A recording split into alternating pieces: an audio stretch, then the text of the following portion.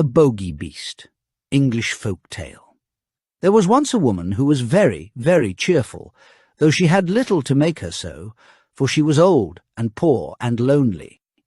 She lived in a little bit of a cottage and earned a scant living by running errands for her neighbours, getting a bite here, a sup there, as reward for her services. So she made shift to get on, and always looked as spry and cheery as if she had not a want in the world. Now one summer evening, as she was trotting, full of smiles as ever, along the high road to her hovel, what should she see but a big black pot lying in the ditch? "Goodness me!" she cried. "That would be just the very thing for me, if I only had something to put in it, but I haven't. Now who could have left it in the ditch?" And she looked about her, expecting the owner would not be far off, but she could see nobody. "Maybe there is a hole in it," she went on, "and that's why it has been cast away. But it would do fine to put a flower in for my window, so I'll just take it home with me." And with that she lifted the lid and looked inside. "Mercy me!" she cried, fair amazed. "If it isn't full of gold pieces, here's luck!" And so it was, brimful of great gold coins. Well, at first she simply stood stock-still, wondering if she was standing on her head or her heels. Then she began saying, "Lawks! But I do feel rich. I feel awful rich." After she had said this many times, she began to wonder how she was to get her treasure home.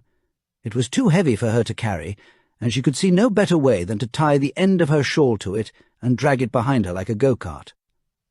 "It will soon be dark," she said to herself as she trotted along. "So much the better. The neighbours will not see what I'm bringing home, and I shall have all the night to myself, and be able to think what I'll do.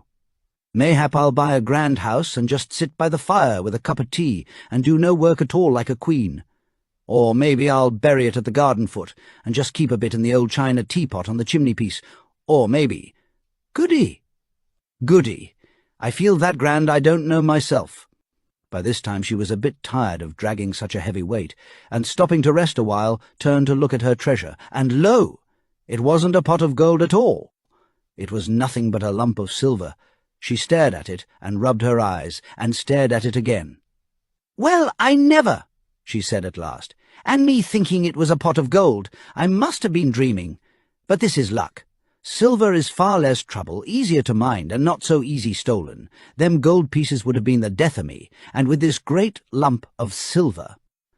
So she went off again, planning what she would do, and feeling as rich, until, becoming a bit tired again, she stopped to rest and gave a look round to see if her treasure was safe, and she saw nothing but a great lump of iron. "Well, I never," says she again. "And I'm mistaking it for silver. I must have been dreaming. But this is luck. It's real convenient. I can get penny pieces for old iron, and penny pieces are a deal handier for me than your gold and silver. Why? I should never have slept a wink for fear of being robbed. But a penny piece comes in useful, and I shall sell that iron for a lot, and be real rich, rolling rich." So on she trotted, full of plans as to how she would spend her penny pieces, till once more she stopped to rest and looked round to see her treasure was safe.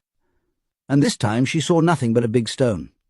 "Well, I never!" she cried, full of smiles. "And to think I mistook it for iron! I must have been dreaming. But here's luck indeed, and me wanting a stone terrible bad to stick open the gate. Aim I? But it's a change for the better. It's a fine thing to have good luck."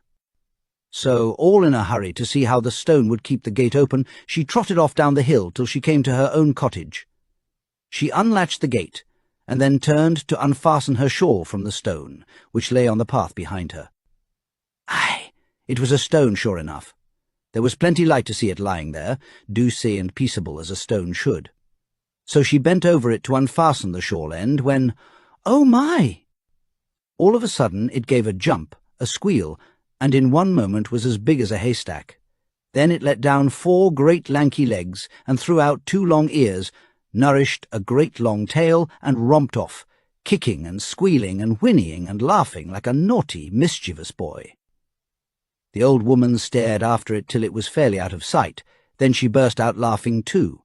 "Well," she chuckled, "I am in luck. Quite the luckiest body hereabouts. Fancy my seeing the Bogey Beast all to myself, and making myself so free with it too. My goodness, I do feel that uplifted, that grand." So she went into her cottage, and spent the evening chuckling over her good luck.